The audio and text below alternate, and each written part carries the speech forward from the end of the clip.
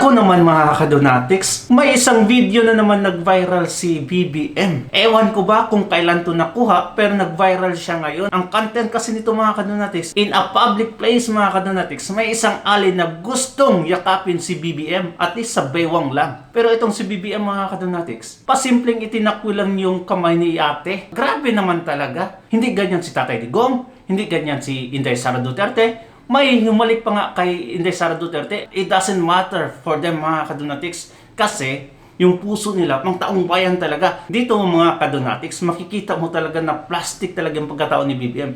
Ayaw ng crowd, pero dahil siya ang presidente, napilitan. Eto mga kadonatics, panoorin natin. Eto.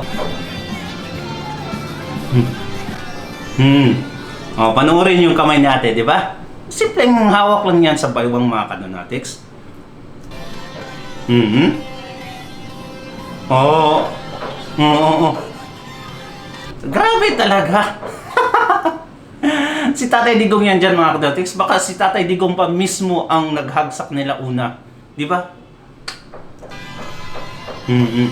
Tingnan nyo yung reaction niya dito mga kadonatics. Parang ayaw niya sa crowd talaga. Ha?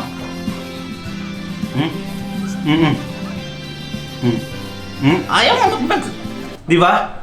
Plastic na plastic talaga itong si BBM mga kadonatics. Ito kasi, ang mangyayari kasi mga kadonatics, pag ibinoto natin yung anak mayaman, pagka-presidente or any positions in the government mga kadonatics, ganito ang mangyayari. Ha? Their hearts are not for the poor mga kadonatics, are not for the average, but for the rich, for the oligarchs. Yung loyalty nila mga kadonatics, nasa oligarko, hindi sa mga tao. Napilitan.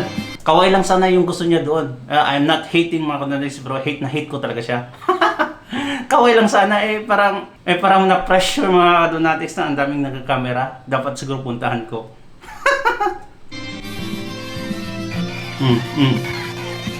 Puntahan mo na. Naku, huwag niyong hawakan si BBM. Huwag niyong hawakan.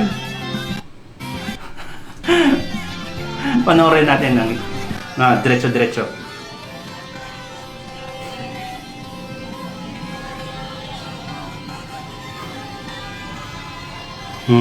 Still lang, ambot na lang. Ayaw man lang makipag-selfie.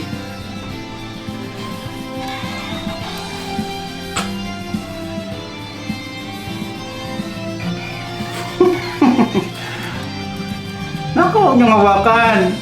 Makipag-usap lang. Ay, naku naman. Manginan si BBM. Anong sabi ng taong bayan mga kadonatics? Eto. Bakit naman si VP kinikiss pa siya ng mga tao? Okay lang kay VP Sara. Di ba? Totoo.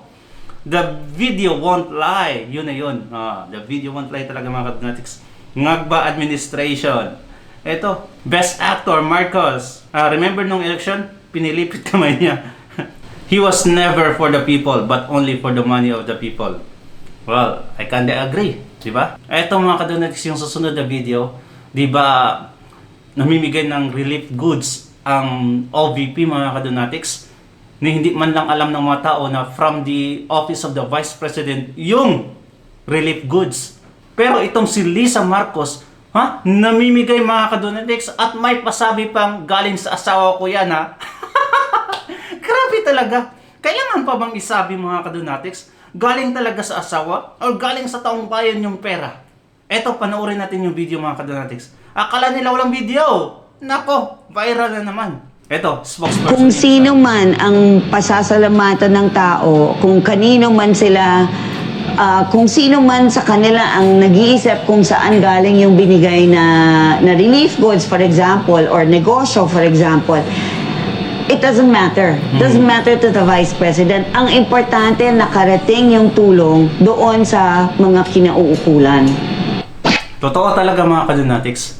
Pag may bagyo sa Mindanao, part of Mindanao mga kadonatics, or even Visayas, yung Davao City noon mga kadonatics, magbibigay yan ng relief goods. Unang-una talaga yan sila. At alam nyo ba mga kadonatics, never i-allow ni Tatay Digong na ilagay yung pangalan niya doon sa mga relief goods.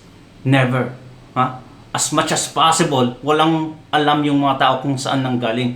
Yan yung pusong Duterte. Eto yung panoorin natin mga kadonatics. Nako si Lisanas, busy. Nako, naisip niya pa yun. Eto, pakinggan nyo ng mabuti.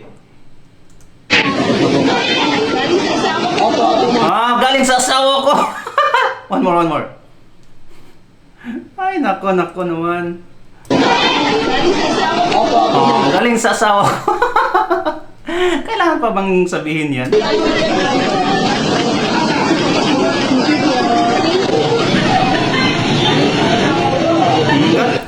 Pangalawang beses pa talaga sinabi mga kadonatics.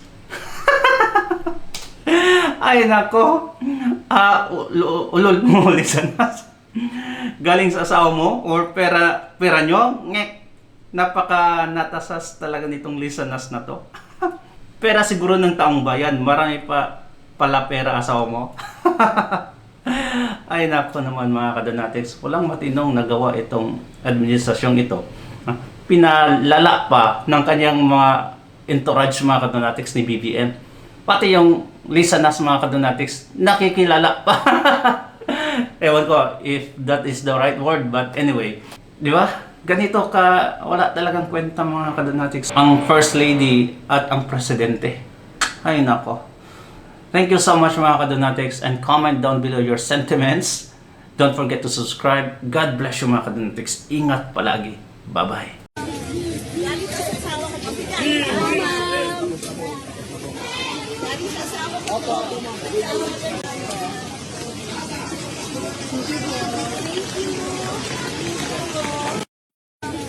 Lagi sa asawa ko pabigat. Lagi sa asawa ko.